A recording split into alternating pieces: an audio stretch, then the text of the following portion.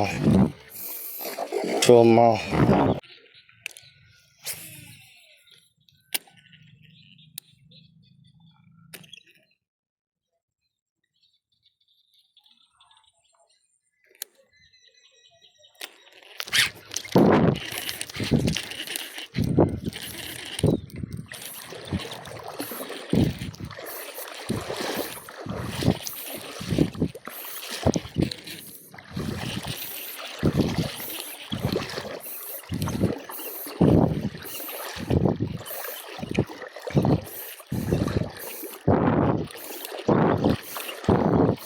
Nào chôm mau.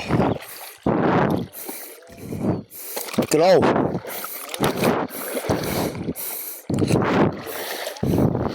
cái lâu cho cái lâu ơi, cho spo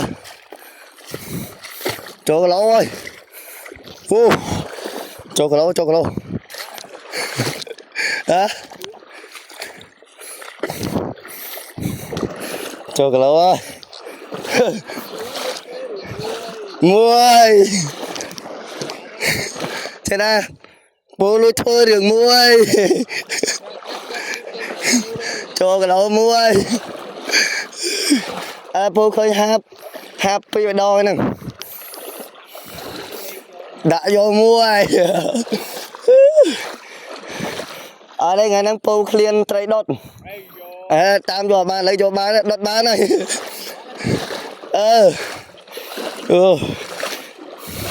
Vô lại là cột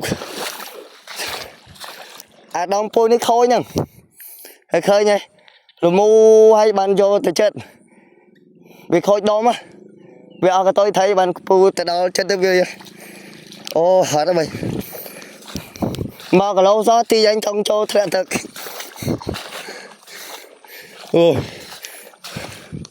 bạn mua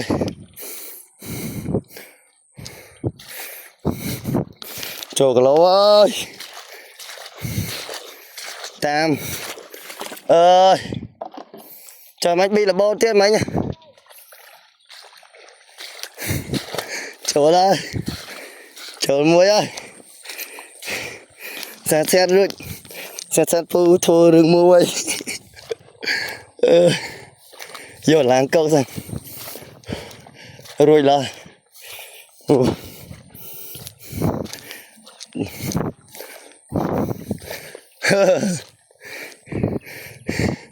một cái lô đầm khôi tiết my god trên mà cái lô ơi tên nào với mới xong thôi tính mẹ đầm khôi tiết này